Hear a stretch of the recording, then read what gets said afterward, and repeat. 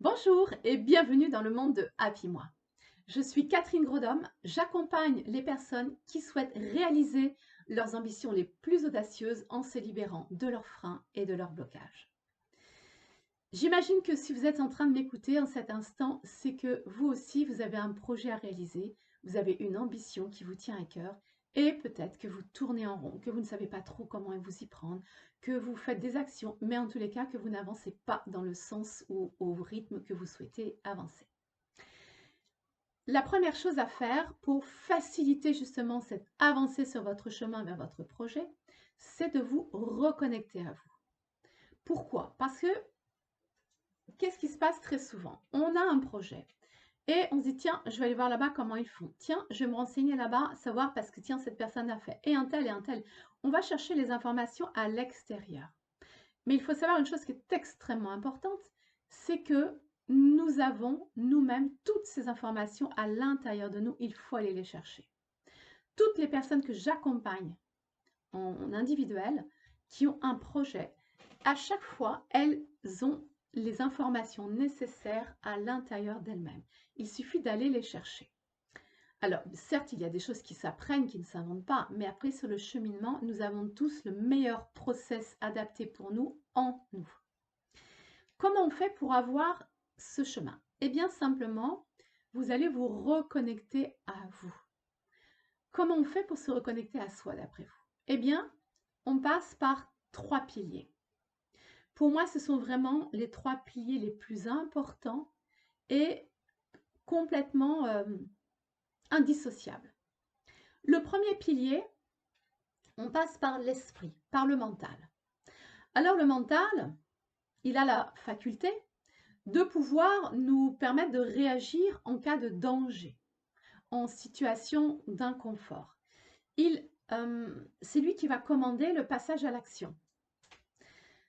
Néanmoins, il faut savoir que le mental, il est chargé, si je peux dire ainsi, de toute notre éducation, de nos parents. Alors, tout ce que nous avons appris par nos parents, par nos enseignants, par différents éducateurs de différentes activités que nous avons pu pratiquer pendant l'enfance et l'adolescence, etc. Nous avons, sans méchanceté aucune, été conditionnés. Nous avons été formatés selon un système. Et cela, ça nous a amené des croyances limitantes. Ça peut nous amener aussi des peurs. Parce que, par exemple, on nous a dit que la mer, c'était dangereux quand on était petit, parce que, par exemple, notre maman avait peur et elle n'osait pas nous laisser trop aller dans l'eau. Et qu'est-ce qui s'est passé? Ben, ça a pu créer une phobie de l'eau, par exemple. Vous voyez? Donc, c'est comme ça qu'au fil des ans, nous sommes de plus en plus conditionnés par notre environnement. Et c'est normal, c'est la vie, c'est ainsi. Au travers de l'enfance, de l'adolescence, etc., nous pouvons aussi vivre des blessures et des traumatismes. Ces blessures et ces traumatismes, si ils n'ont pas été libérés, ils vont rester dans notre mémoire, aussi bien dans notre mémoire consciente que dans notre mémoire inconsciente. D'accord? Et toute notre histoire que nous avons pu vivre, qu'est-ce qui se passe? Ben, à l'âge adulte, on se crée des films.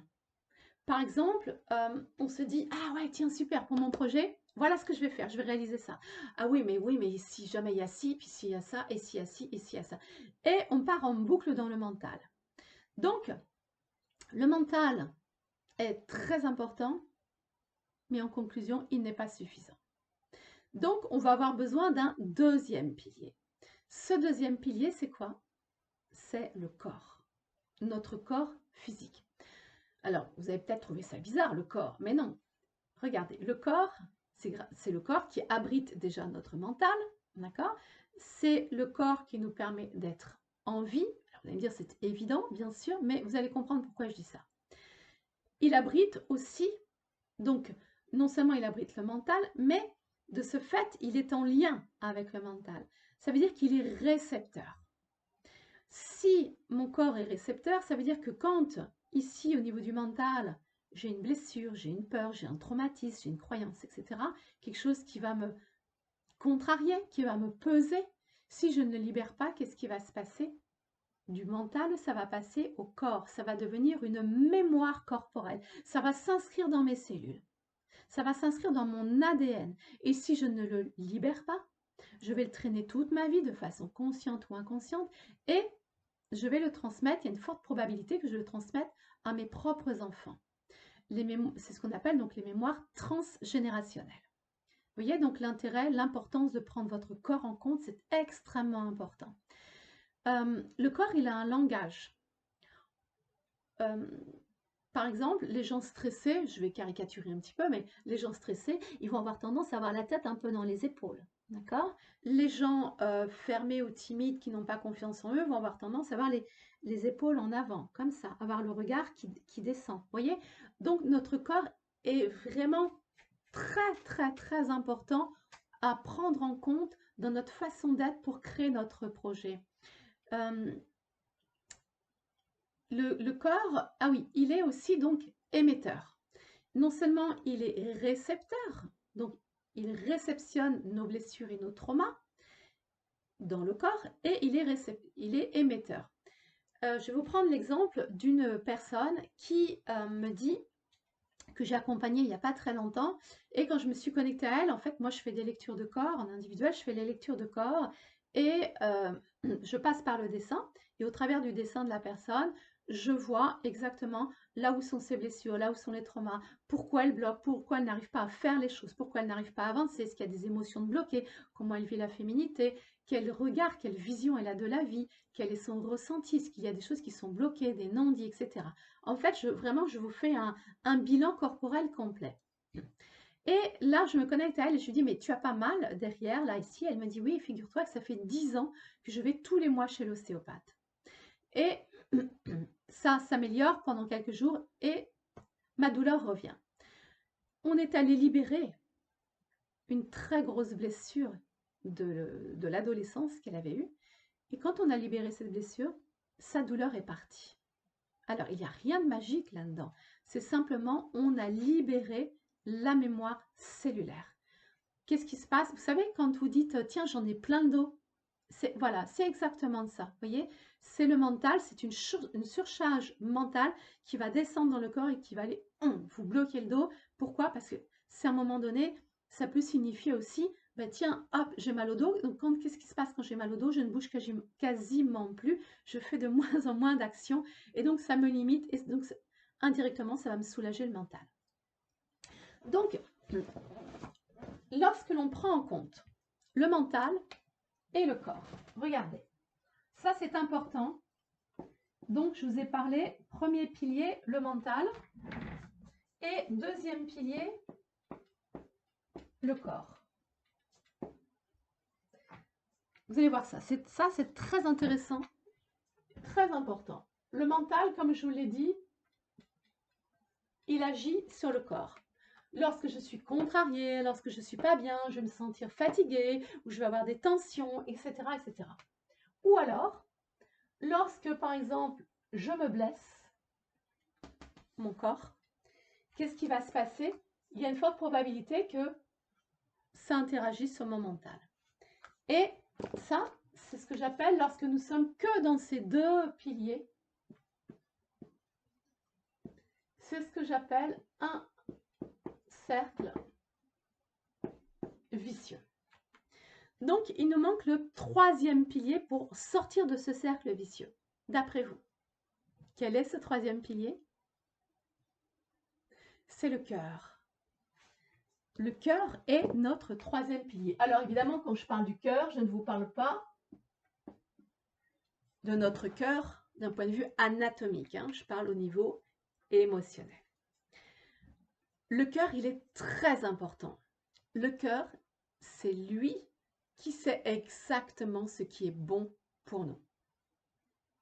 Le cœur, logiquement, c'est lui qui devrait prendre les décisions et pas le mental. Le mental, il sait attribuer tous les rôles. C'est le grand chef de famille, c'est le grand Manitou, c'est le grand marabout.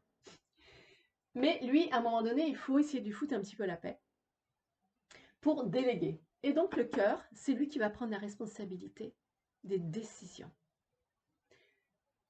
Le cœur, il ressent, donc, c'est là où on ressent nos émotions. Il va être aussi pour moi, c'est notre guide. voyez, je dirais que le corps, c'est notre boussole, notre état intérieur, il transmet. Et le cœur, c'est notre guide, c'est lui qui va nous indiquer le bon chemin à prendre. Alors, le cœur, attention, il ne faut pas être que dans le cœur. Parce que si vous êtes que dans le cœur, ah, je rêve de partir à Hawaï, je rêve de devenir chanteuse, je rêve de devenir pâtissière, je rêve. Ok, mais si je reste dans le cœur, qu'est-ce qui va se passer? Je vais rester dans le rêve. Il ne va rien se passer de concret. Vous voyez, donc, uniquement dans le cœur, ça n'est pas non plus suffisant. Le cœur, donc s'il est fermé, c'est ce que je vous disais tout à l'heure, s'il n'est pas ouvert, je vais avoir accès au mental et au corps. Donc, si je l'ouvre, il va interagir sur mon mental, c'est ce que je vous disais tout à l'heure. Il va prendre le pouvoir de décision et il va agir sur mon corps, puisque mon cœur va être ouvert, je vais me sentir beaucoup plus libre, beaucoup plus alignée avec qui je suis, et de ce fait, je vais être plus détendue, et mon corps, eh bien, il va être plus détendu lui aussi, plus relaxé. Et à partir du moment où vous allez faire appel à ces trois piliers, vous arrivez dans un cercle vertueux, très important. Pour le cœur, je vais vous prendre un exemple. J'ai une personne que j'ai accompagnée, Isabelle. C'est quelqu'un qui avait subi des agressions physiques. Et si bien que elle s'était complètement fermée, elle était vraiment... elle n'aimait plus, elle ne s'aimait plus du tout. Elle avait fermé tout ce qui était cœur, tout ce qui était amour, tout ce qui était affect, tout ce qui était émotionnel. Elle s'était forgée une carapace. Et en fait, avec plein de tensions évidemment dans le corps, hein, par voie de conséquence, hein, comme je vous l'ai dit, hein, si le cœur est fermé, le corps, c'est lui qui prend tout, qui encaisse tout. Et donc, à partir du moment où on est allé travailler sur sa blessure, on a réouvert le cœur, et de ce fait, elle a réappris à aimer son corps, à prendre soin d'elle, et à retrouver une aisance corporelle. Très, très, très important. Donc, en conclusion, si je reste que dans le mental, je vais passer mon temps à cogiter, à changer de projet, à changer de tactique, etc., etc. Si je reste que dans le corps, si je suis que dans le corps, ça va être quelqu'un qui est toujours dans l'action. Vous savez, la personne qui ne sait pas s'arrêter. Alors, et je fais ça, et je fais ça, et je fais ça, et je fais ça, et je fais ça. Ah oui, mais il faut que je fasse ça. Alors là, je vais faire du sport. Et elle a bonne conscience parce que quelque part dans son planning, elle essaye de tout caser. Mais en fait, c'est juste une personne qui refuse, à un moment donné, de se retrouver face à elle-même. Donc, être que dans le corps, ça fatigue, ça épuise, et puis on fait beaucoup d'actions sans avoir les résultats que l'on attend. Si je suis trop dans le cœur, je vais rester à l'état de rêve. Donc, pour réaliser son projet, il faut combiner donc ces trois piliers. Puisque le cœur, comme je vous l'ai dit tout à l'heure, c'est lui qui va m'aider à prendre les décisions. Le mental, c'est lui qui va créer les actions. Et le corps, c'est lui qui va passer à l'action, qui va réaliser les actions. Alors, si vous avez du mal à vous connecter au corps, au cœur et au mental, vous allez voir, je propose un accompagnement qui va vous apprendre à faire cette connexion. C'est très simple, c'est très très simple. Vous allez voir en très peu de temps, hein, après c'est une question de pratique, en très peu de temps vous allez pouvoir apprendre à vous connecter au cœur, au mental et au corps. Pour les personnes qui savent déjà faire cette connexion, cœur, mental et corps, je vous invite à participer à un atelier. J'organise de façon très, très régulière un atelier où là, on va effectivement donc se connecter au cœur, au mental et au corps, mais là, on va aller beaucoup plus loin.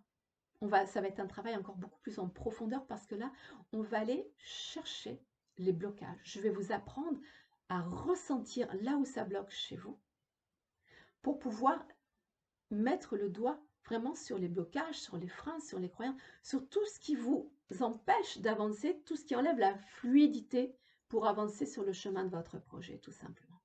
Et pour les personnes qui ont envie simplement d'être accompagnées, vous avez deux possibilités. Soit vous rentrez dans le mastermind Magique Liberté, donc c'est un groupe de 5 personnes. Et là, c'est moi qui vous fais dans un premier temps en rendez-vous individuel votre lecture de corps, puisqu'on garde quand même, je dirais, l'intimité de chaque participante, bien évidemment. Donc, en rendez-vous individuel, je vous fais votre lecture de corps et après, vous vous retrouvez dans le groupe où là, je vous fais cet accompagnement et, par vidéo et en live, ensemble, toutes les semaines. Et autre possibilité, si vous voulez vraiment du one-to-one, de l'individuel, eh bien, j'accompagne aussi, je vous propose donc un accompagnement en individuel du début jusqu'à la fin avec toujours cette fameuse lecture de corps. Voilà. Je voudrais vous proposer un exercice avant que nous nous quittions. Cet exercice, vous pouvez le faire tout de suite ou vous pourrez le faire ce soir, demain, peu importe. Sentez-vous libre de le faire, surtout quand vous en avez envie. Et c'est ça qui est important. Apprenez à faire les choses quand vous le ressentez, quand vous en avez envie. Pour faire cet exercice, vous allez vous asseoir dans votre fauteuil confortablement. Évitez de vous allonger sur le lit parce qu'il y a de fortes chances que vous partiez dans le sommeil et ça n'est pas le but, c'est pas ça qui va vous faire avancer. Vous vous installez confortablement sur votre fauteuil, vous calez bien l'appui des fesses, vous calez bien l'appui du dos, les mains sur les cuisses, les deux pieds à plat sur le sol. On laisse passer un soupir. Vous fermez les yeux. Prenez le temps dont vous avez besoin. Juste là pour être en conscience dans votre corps, dans votre position. Et d'ailleurs, vous allez observer votre position. Si elle est confortable, c'est parfait. Si vous sentez que votre position n'est pas confortable, eh bien tout simplement, vous la réajustez. Ensuite, je vais vous inviter à vous projeter dans votre vie future. Et ce moment dans lequel vous vous projetez, c'est le moment où vous avez déjà réalisé votre projet, quel qu'il soit. Imaginez-vous en train de le vivre. Observez-vous.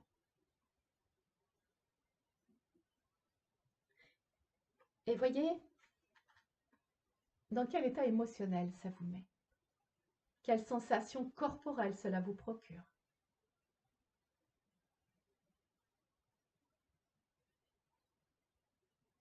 Laissez défiler les images, peut-être un film, de film de votre vie future.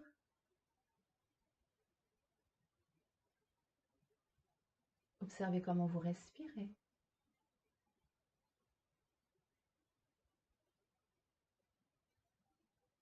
Quelle est votre ambiance intérieure?